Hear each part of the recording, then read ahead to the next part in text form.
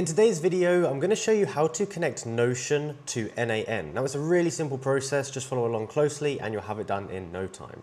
So what I've gone ahead and done here, first of all, is I have gone and made a new project in N8N. I'm just going to right click, add a node, and I'm going to go ahead and add the Notion node. Now what we can do here, pick any of the blocks in here for now. I'll teach you a bit more about them later.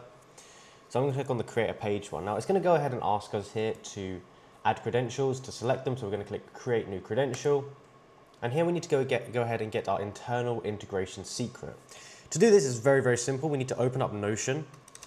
You need to make sure that you go into Notion on the account that you want to connect up to N8N. Make sure you're in the account and make sure you're also on the right project. Now from here we can go to the top, or we can go to the settings bar, and we can go down to where it says connections,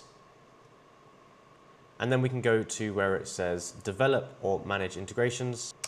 We're going to go ahead and click on new integration here. We need to give it a name, doesn't matter what, I'm just going to call it N8N.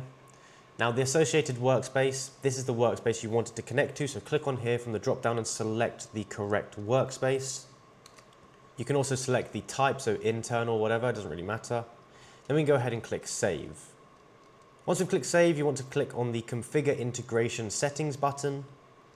And then within here, you're going to see your internal integration secret. We can go ahead and click Show, and you want to go ahead and copy that. Now make sure you don't share this with people, otherwise they will have access to your Notion. And so this key that we just got there, you want to paste it into this slot here, press Save, and it'll go ahead, and if you've done it right, it will say it's correctly connected, and it'll say it's connected successfully. So now we can close that, and at this point we can go ahead now and actually test if it's working. Now what you can do is you can go ahead and just test if it's working, so have a mess around with the nodes, and if everything seems to be configured up properly and you can add rows to Notion, you can pull data from it, then you know you've set it up correctly. It's really simple to go ahead and do. If you enjoyed this video and found it useful, be sure to go down below and join our school community where we teach you how to build N8N agents, basically how to use AI and how to optimize, build workflows, etc. All with AI. So yeah, go down below, join that. And yeah, thank you for watching. I'll see you in the next one.